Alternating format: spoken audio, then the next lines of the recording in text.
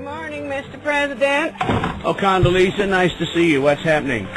Well, Mr. President, I have the report here about the new leader in China. Great, Condi. Lay it on me. Mr. President, who is the new leader of China? Well, that's what I want to know. Well, that's what I'm telling you, Mr. President. Well, that's what I'm asking you, Condi. Who is the new leader of China? Yes. I mean the feller's name. Hugh. The guy in China. Hugh. The new leader of China. Hugh. The Chinaman. Hugh is leading China, Mr. President. What are you asking me for? I'm telling you, Hugh is leading China. Well, I'm asking you, Condi, who is leading China? That's the man's name. That's whose name? Yes.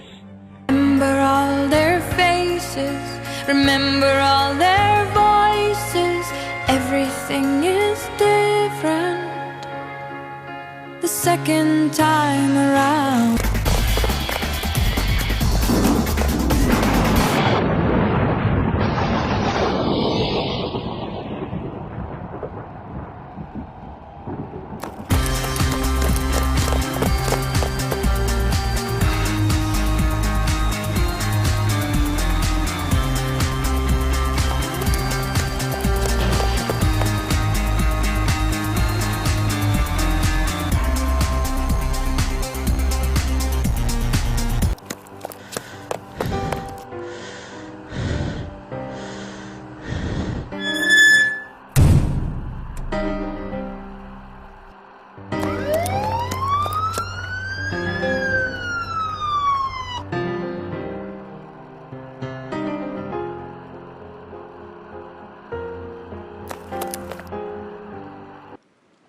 So I first noticed this in a place I spend a lot of time, my Facebook page.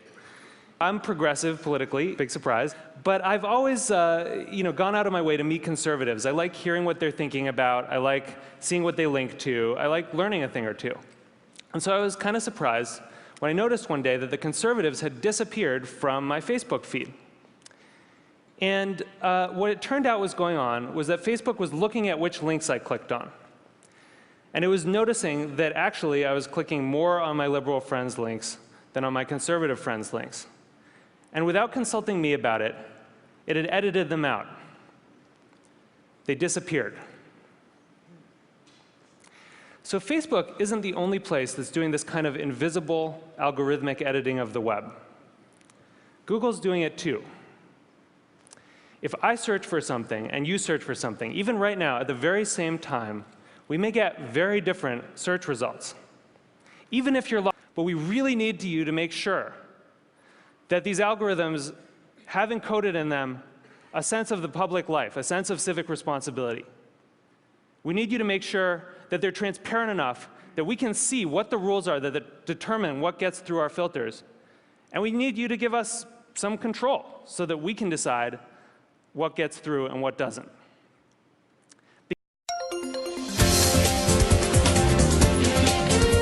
School years, children have a strong sense of gender identity and gender role expectations.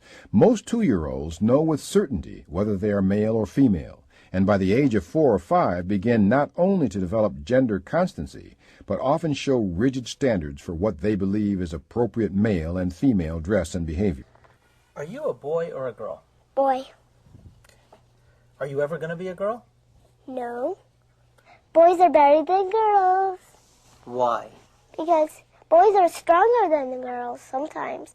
What would happen if you put on a dress? All the girls and all the boys will laugh at me. I won't look like a boy, that one will look like a girl. Would it be okay? No way.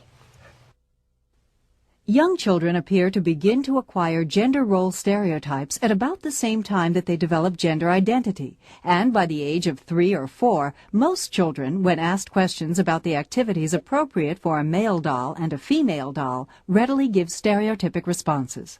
Which doll likes to clean the house?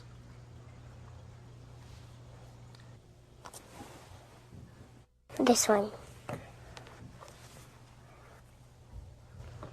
Who takes care of the babies? This one.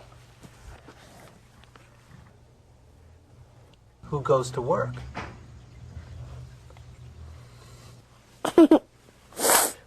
This one.